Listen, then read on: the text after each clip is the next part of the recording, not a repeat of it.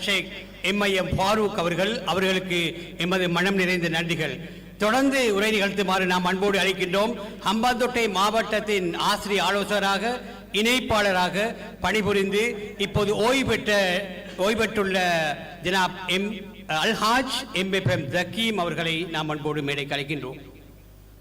மேடையை அலங்கரித்துக் கொண்டிருக்கக்கூடிய விசேட பிரதம அதிதிகளே, கல்வியாளர்களே, பணிப்பாளர்களே, சமய பெரியார்களே, சமய தலைவர்களே, அன்பான அதிபர்களே, பிரதி அதிபர்களே, ஆசிரிய பெருந்தகைகளே, அன்பார்ந்த சபையோர்களே, அன்பார்ந்த மாணவர்களே, உங்கள் அனைவருக்கும் எனது இனிய சலாம். அஸ்ஸலாமு அலைக்கும் வரஹ்மத்துல்லாஹி வபரகாத்துஹு. இந்த சந்தர்ப்பத்தில் எனது பேச்சை நீண்ட நேரம் நிகழ்த்த மாட்டேன் என்ற உறுதியோடு உங்களுக்கு ஆரம்பிக்கின்றேன். நான் ஒரு வரலாற்று ஆசிரியரின் அடிப்படையில் வரலாற்று ரீதியாக ஜனாப் கல்வியாளர் ஆரிஃப் அவர்களை நான் நோக்க விரும்புகின்றேன். விசேடமாக இந்த பாடசாலை சமூகம், இந்த பாடசாலை 1921 ஆண்டு ஆரம்பிக்கப்பட்டு சென்ற வருடம் நூற்றாண்டு விழாவை கொண்டாடியது.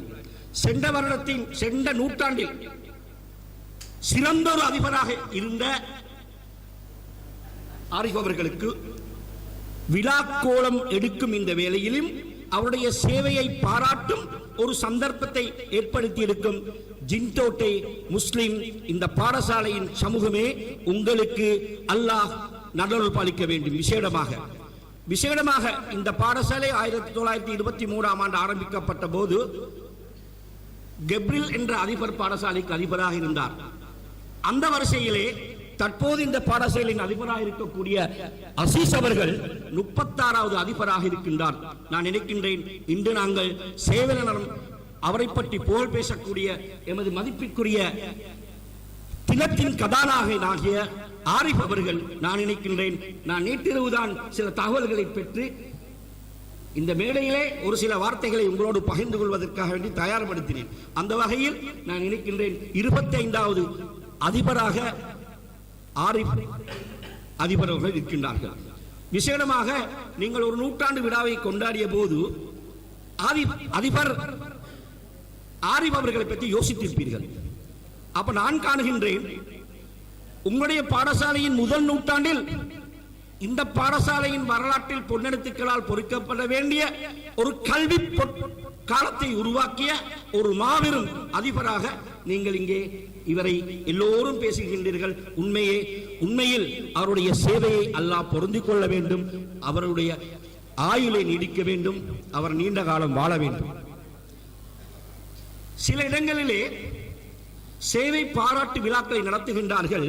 எப்போது என்றால், சேவை செய்தவர்கள் சேவை செய்யும் போது பெரிதாக பேசினோம், ஆனால் அவர்களுக்கு விழா எடுக்கவில்லை. எப்போது விழா எடுக்கின்றார்கள் என்றால் அவர் மரணித்ததன் பின்புதான் விழா எடுக்கின்றார்கள். எனவே இந்த ஜின்டோட்டை சமூகம் அவ்வாறான சமூகம் அல்ல. வாழ்வோரை வாழும் போதே வாழ்த்துவோம் என்ற அடிப்படையிலே இந்த மகானுக்கு விழா எடுக்கின்றது என்றால், இந்த ஊரையும் இந்த ஊர் மக்களையும் இந்த சமூகத்தையும் நாம் பேசாமல் இருக்க முடியாது. ஒரு ஊரிலே ஒரு பெரியாருக்கு ஒரு விழா எடுத்தோம். நான் எந்த ஊர் என்று சொல்லவும் இல்லை, யார் என்று இங்கு சுட்டிக்காட்டவும் இல்லை. ஏறக்குறைய 40 வருடங்கள் சேவை செய்த ஒரு மனுஷனுக்கு விழா எடுத்த போது 40 பேர்கள் கூட வரவில்லை என்றால் இரத்த கண்ணீர் வடிக்க வேண்டிய ஒரு நிகழ்வு அது. ஆனால் இன்று இந்த கீர்த்திஸ்ரீ ஏஎம்எம்ஏ ஆரிஃப் அவர்களுக்கு விழா எடுக்கும் போது நாங்கள் இந்த சபை தொடங்கியதிலிருந்து இதுவரைக்கும் உயிரோட்டமான ஒரு சபையாக இருந்து அனைவருடைய பேச்சையும் நீங்கள் உள்வாங்கி இந்த மகானுடைய சேவையை நீங்கள் மீண்டும் மீண்டும் அசை போட்டுக் கொண்டிருக்கின்றீர்கள் என்றால் அது எல்லோருக்கும் கிடைக்காத ஒரு பாக்கியம் இல்லை. எனவே ஜனாப் அல்ஹாஜ் ஆரிஃப் அவர்கள் அவருடைய சேவை மகத்தான சேவைதான். விசேடமாக இவருடைய சேவையை பற்றி பேசும்போது எல்லோரும் எல்லாவற்றையும் பேசியதனால நான் எல்லாவற்றையும் தொட்டு செல்லவில்லை. விசேடமாக அறிஞர்களுடைய ஒரு கருத்தொன்று இருக்கின்றது. நாம் பிறந்த போது யார் யார் என்னை வந்து பார்த்தார்கள் என்பது நமக்கு தெரியாது. கொஞ்சம் யோசிச்சு பாருங்க, நாங்கள் பிறந்த நேரத்தில் எங்களை யார் யார் வந்து பார்த்தாங்க தெரியாது. அதே போல நாம் எப்பயோ ஒரு நாள் மௌத்தாகணும். மரணிக்க வேண்டும். மரணித்த பிறகு யார் யார் வந்தார் என்பது மரணித்தவருக்கு தெரியாது. ஆனால் நான் என்ன சொல்ல வருகின்றேன் என்றால், ஒருவருக்கு ஒரு சேவையை செய்தவருக்கு பாராட்டு விழா கொடுப்பதாக இருந்தால் அவர் உயிரோடு இருக்கும் போதே கொடுக்க வேண்டும். அவர் மனம் குளிர அந்த விழாவை அவர் ரசிக்க வேண்டும். இந்த 2024 என்பது இந்த பாடசாலை 2ஆம் நூற்றாண்டின் முதலாவது வருடம். அதிலும் ஹீரோ அவர் தான். அன்னைக்குதான் நான் கொண்டாடுறோம். எனவே நான் என்ன சொல்ல வருகிறேன் என்றால், ஹீரோ தான், தலைவர் தான் என்றால் அது எல்லாருக்கும் வாய்ப்பதும் இல்லை, எல்லாருக்கும் வாய்க்காமல் இருக்கிறதும் இல்லை. ஆனால் லட்சக்கணக்கான ஒன்றுதான் இப்படி வரும். அந்த வகையில் இந்த புண்ணிய புருஷனை அல்லாஹு தஆலா நீண்ட காலம் வாழ வைத்து இந்த சமூகத்துக்கு இன்னும் பல சேவைகளை செய்து அவருடைய ஹயாத் நீளமாகும். விசேடமாக ஒன்றை சொல்லி முடிச்சுக்கிறேன்.